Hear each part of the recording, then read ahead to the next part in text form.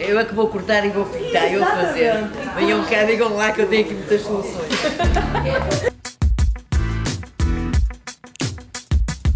Hoje temos um novo episódio do Stand Up for Something, uma iniciativa que casa sustentabilidade com empoderamento feminino e envelhecimento. Vamos conhecer a Vintage for a Cause.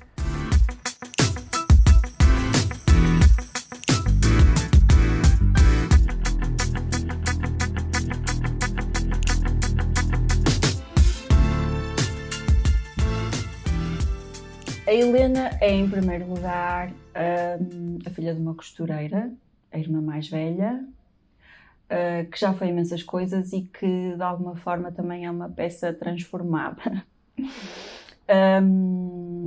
Eu fui para a Faculdade de Direito, depois fui trabalhar para uma seguradora, sempre me senti um bocadinho fora do contexto e sempre tive muita curiosidade por ir estudando outros assuntos. E esbarrei uma altura com uma pós-graduação em empreendedorismo e inovação social. A verdade é que a Helena é uma pessoa que gosta de saber sobre coisas muito diferentes. Há imensas classificações para isso. Há uma agora que eu gosto particularmente, que é o Multi-Potentiality person ou people ou whatever, mas que é basicamente alguém que gosta de estar sempre a aprender e a desenvolver-se e que gosta de fazer com que outras pessoas tenham essa possibilidade. Não sou atleta de kickboxing, como tu disseste, mas até no desporto eu gosto de ir testando coisas diferentes e fazendo coisas diferentes, e isso foi o que me levou até onde eu estou agora, que é a Vintage. Olha, a Vintage também foi sofrendo algumas variações em termos de classificação ao longo do tempo, porque quando foi fundada era classificada como um projeto de empreendedorismo social, depois passou a ser classificado como um projeto de economia circular, mas na essência é um espaço onde se pretende criar uma transformação de pessoas mais velhas, mulheres acima de 50 anos e fora da vida ativa, através de workshops gratuitos de transformação de roupa usada, que elas vão exibir num desfile e numa sessão fotográfica, muito para mostrar que a beleza da mulher não tem idade, e também o potencial dos recursos que estão inutilizados quando nós decidimos ser criativos. Por outro lado, tem uma base de negócio social, de economia circular. E de economia circular porquê? Porque baseia-se na reutilização de estoque morto ou desperdício em fase de pré-consumo da indústria têxtil, a que é dada uma nova vida, com a colaboração de designers distintos que queiram ter uma experiência numa área diferente e que obriga também a um processo criativo totalmente diferente, e que resulta em peças exclusivas que estão à venda online e um bocadinho por aí fora. Estar a dizer que tenho uma paixão pela costura, ou que foi a paixão pela costura que me trouxe até aqui, não é honesto. É verdade que eu cresci muito condicionada por uma data de coisas que me trouxeram até aqui.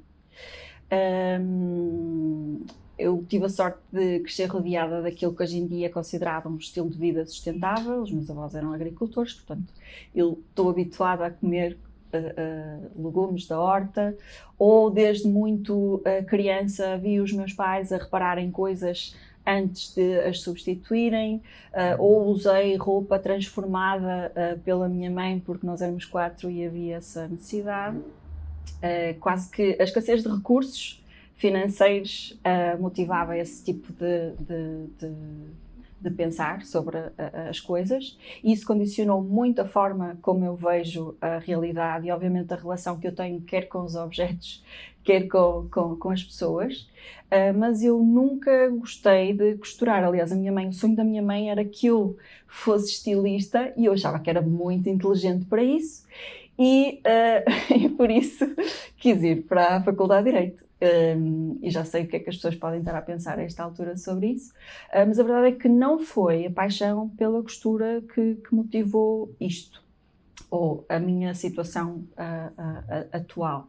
Acho que isso condicionou imenso, porque na realidade, e é o que eu acho fascinante, é que o nosso percurso muitas das vezes leva-nos de uma forma muito improvável, leva-nos ao sítio onde nós somos mais verdadeiros e mais autênticos. Não é necessariamente essa a minha principal motivação. A minha motivação tem a ver com a aprendizagem constante, com a parte de encontrar soluções criativas. E aí sim, eu sempre usei roupa que era um bocadinho diferente. Isso na adolescência isso me fez sentir um bocadinho awkward e diferente de alguma forma especial. A verdade é que sempre que eu olho para uma peça de roupa, eu estou a avaliar uma data de coisas de forma inconsciente e inclusive estou a imaginar como é que ela poderia ficar muito mais extraordinária e o que é que nós podíamos fazer com os recursos que encontrarmos para concretizar essa transformação. Portanto, é quase como se eu tivesse um programa imprinted que funciona naturalmente por causa do meu percurso pessoal, mas a motivação e a minha paixão passa mais por aprendizagem, desenvolvimento e soluções criativas. Se há uma data de coisas que na minha vida profissional eu não gosto de fazer, mas que para concretizar eu tenho que ser muito criativa, tenho que estar constantemente a desenvolver-me e a treinar o meu pensamento para ser o mais criativa possível. No que diz respeito à inclusão social, eu também nunca tive nenhum fascínio por essa área. Eu fui fazendo voluntariado pontual, mas nunca foi o meu sonho criar uma associação para incluir pessoas mais velhas. Agora, eu cresci a ver os meus avós e o quão capazes eles eram, mesmo numa idade mais avançada, e eles acabaram por ter um papel fundamental. Eles vieram morar com a minha família aos 9 anos de idade e portanto, a minha visão para as pessoas que são mais velhas é a de que elas conseguem estar ativas e válidas e são inclusive uma fonte de conhecimento muito grande, não só do ponto de vista mais prático, porque há muitas coisas que hoje em dia as gerações mais jovens não sabem, que eles sabem, podem transmitir. Hoje em dia fazem-se cursos de amamentação, por exemplo, que seriam desnecessários se as avós ensinassem, por exemplo, como é que se pode pôr uma criança a mamar. Eu estou a dar este exemplo, mas isso é aplicável em várias áreas, inclusive em práticas mais artesanais, como a costura. Por outro lado, há a questão de uma quase ditadura em relação às mulheres e em relação àquilo que devemos ser para ter valor, com que eu nunca me identifiquei. E há uma glorificação da juventude que não é muito justa. É quase um foco de atenção que na realidade nos faz dispersar daquilo que é o mais importante. E por isso eu não me considero feminista e o projeto não tem a vertente mais feminina por causa de uma motivação feminista, mas a verdade é que o tipo de inteligência, chamemos-lhe assim, e aqui não quero estar a ser sexista, mas há de facto características na inteligência feminina que os homens também podem ter, que servem também muito bem aquilo que é mais justo e mais equilibrado, por um lado. Por outro lado, há quase como se todo este sistema fizesse com que as pessoas, sobretudo as mulheres e a roupa, passasse a ser descartável a partir de determinada idade.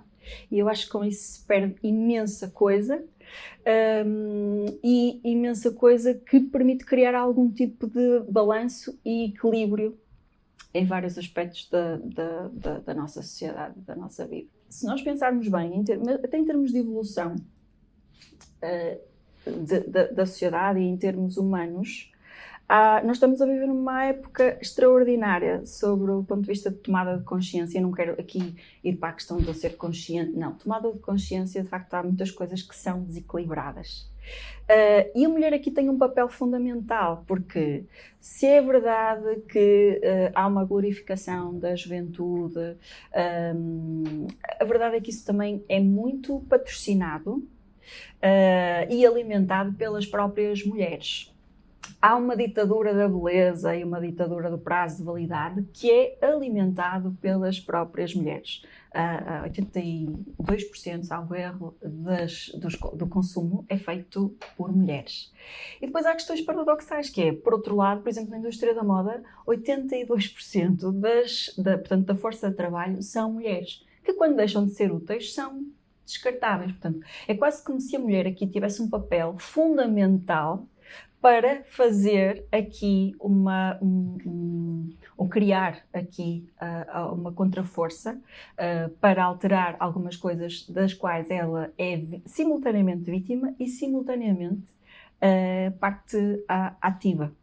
E eu acho isso muito interessante, porque é quase como se houvesse uma fusão das duas coisas e com um benefício extraordinário, que é, realmente isto não é a minha opinião, há estudos de psicologia que comprovam isto, o tipo de inteligência feminina, o tipo de liderança feminina traduz em decisões mais equilibradas e mais inclusivas, e isso é o que melhor serve a um paradigma de desenvolvimento sustentável. Em relação a isso, eu não tenho dúvidas, e isso também não significa excluir os homens, porque há muitos homens que têm uma liderança mais inteligente sob esse ponto de vista.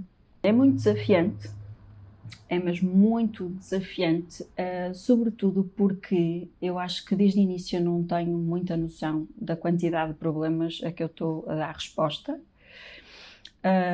Por outro lado, é altamente aliciante, porque, mais uma vez, tens que estar sistematicamente a criar soluções e a ter uma visão mais... fazer zoom out e depois a fazer zoom in, não é? Porque o dia-a-dia de uma iniciativa deste género é muito exigente. Tens que fazer muitas tarefas, tarefas que muitas das vezes também não são tão criativas. E eu acho que qualquer posição de liderança ou de empreendedorismo é por si só mais isolada ou solitária, porque apesar, imagina, realmente do ponto de vista mais formal sou o único recurso da iniciativa, mas diariamente e anualmente passam imensas pessoas pelo projeto e até é um fator de desenvolvimento do contacto com essas pessoas de diferentes setores. Eu acho que a mais-valia e a pertinência destes projetos é também serem intersetoriais, e é mais um aspecto que casa muito bem com a sustentabilidade e com o desenvolvimento sustentável. A verdade é que no final do dia tu tens que tomar as decisões sozinha e tem que ser a tua capacidade de regenerar energia ou de automotivar ou o que quer que seja. Podemos chamar-lhe motivação, podemos chamar-lhe alinhamento, podemos chamar-lhe... Nem não sei o que é que lhe podemos chamar, que vai ser a força motriz para garantir que as coisas continuem a avançar. E há dias ou alturas em que isso é relativamente fácil de fazer, porque é algo que nem sequer é muito consciente. Eu não penso assim, ok, amanhã eu vou ter que estar cheia de energia e super entusiasmada para falar sobre o projeto e para fazer não sei quantas coisas completamente diferentes. Eu não é assim que o software está programado. E há outros dias em que estou absolutamente exausta e acho que não vale a pena. E, acima de tudo, durante muito tempo isso foi mais claro. Durante muito tempo eu não senti que a iniciativa fosse compreendida. Ou seja, era quase como se estivesse a fazer algo para a qual não toda a gente reconhecia valor, de certa forma, mas para o qual não havia espaço do ponto de vista económico e até de reconhecimento como mais-valia concreta para a sociedade. E fui aceitando que a evolução vai-se fazendo por tendências, e que o que quer que nós estejamos a fazer, que está alinhado com alguma verdade, com algum tipo de sentimento que faz com que nós estejamos dispostos a aguentar o desafio, mais tarde ou mais cedo vai acabar por ter esse enquadramento e vai ser reconhecido.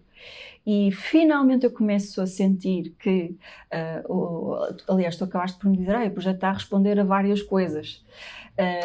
Mas foi preciso esperar 7 anos e durante muito tempo as pessoas achavam que era um projeto de velhinhas e que estávamos a entreter velhinhas, ou que então que era um projeto de roupa usada, e houve uma coisa que me destruiu completamente uma altura, que foi um comentário da responsável da Comissão Europeia em Portugal a dizer: isso tem muito potencial, mas está um bocadinho à frente para este tempo. E eu não percebi muito bem o que é que ela estava a dizer.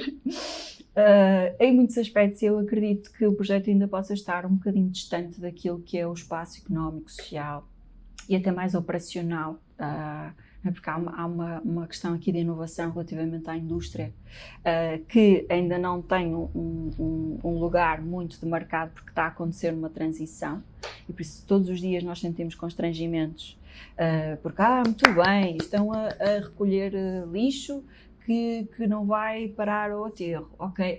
Muito bem, isso é altamente impactante do ponto de vista de pegada carbónica. Mas e a composição dos tecidos? Enquanto tens que explicar, mas nós temos vários tecidos numa peça e eu não consigo traduzir a exata composição de uma peça tão impactante do ponto de vista carbónico e de poupança de água. Ok, pronto, não podemos vender. Ou seja, há aqui ainda uma data de circunstâncias que estão em desenvolvimento e que são muito sintoma desta transição para um novo paradigma de desenvolvimento e de repensar os modelos de negócio, de repensar a forma como vendemos, de repensar a forma como consumimos, mas que já tivemos muito mais distantes. Há 7 anos atrás, nem eu própria tinha uma visão do que é que poderia ser o projeto nesta altura. Isto também é muito aliciante. Envelhecimento ativo é só uma expressão que eu uso em candidaturas ou apresentações, porque nunca na minha linguagem ou até percepção das pessoas eu penso nessa parte. Eu olho muito para as senhoras, como nós lhes chamamos, como mulheres. São mulheres. E, inicialmente, no início do projeto, a maior parte das pessoas que vieram parar ao projeto eram mães ou avós de pessoas conhecidas e aconteceram 2 coisas. Uma era a minha própria visão daquilo que eram os objetivos das pessoas a partir de determinada idade. Projetando muito aquilo que é a minha ansiedade pessoal. Eu achei que as pessoas ainda queriam aprender muito, desenvolver-se muito e criar novos projetos e continuar super ativas. E isso não é verdade. Os objetivos, à medida que nós vamos crescendo e nos vamos desenvolvendo, muitas das vezes podem ser diferentes. O ter sucesso a partir de determinada altura é diferente, o estar ativo a partir de determinada altura é diferente. E outra coisa que aconteceu que não foi tão positiva foi haver quase uma condescendência da minha parte e da parte da equipa do projeto com estas senhoras e um tipo de tratamento que é aquela reverência que temos pelos nossos avós. E isso mudou tudo, na medida em que aquelas senhoras não eram as nossas avós e quando tu és condescendente, estás-te a colocar numa posição de quase superioridade em relação à outra pessoa.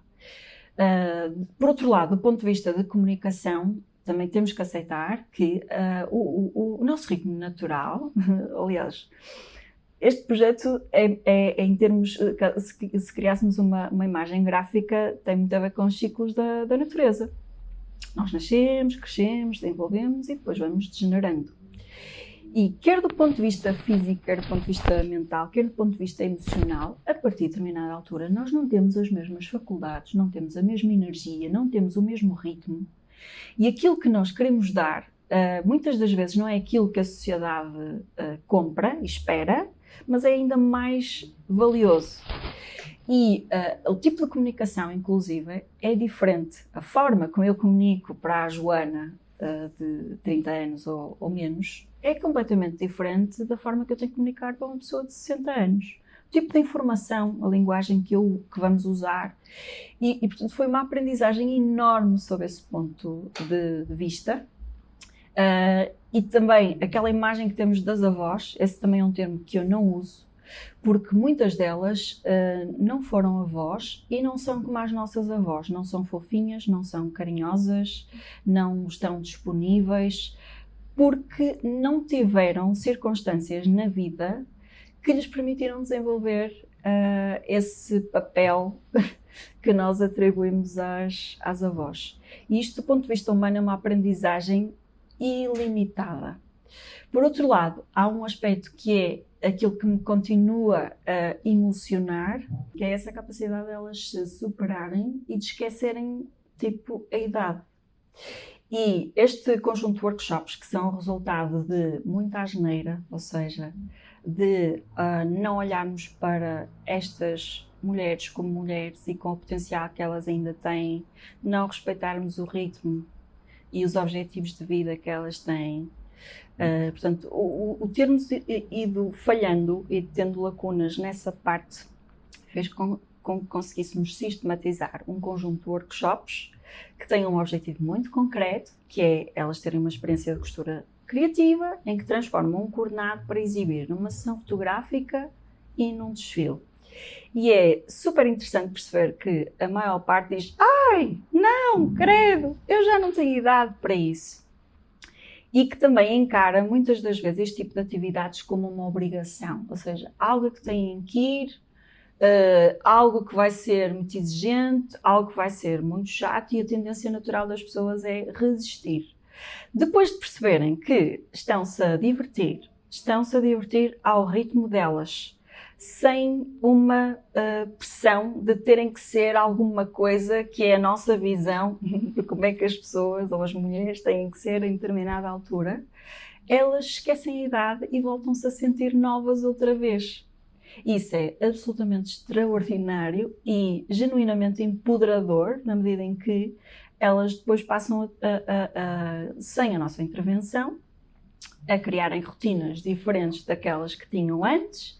A maior parte ganha uma capacidade de comunicação diferente da que tinha anteriormente. Porquê? Porque tudo na sociedade faz com que as pessoas acreditem que já não têm nada que vai interessar. Não vale a pena estar a falar porque não têm nada de interessante para transmitir, ou que se então não tiveram um percurso sei lá, a maior parte das senhoras que cuidaram da família ou que foram domésticas acham que não têm currículo.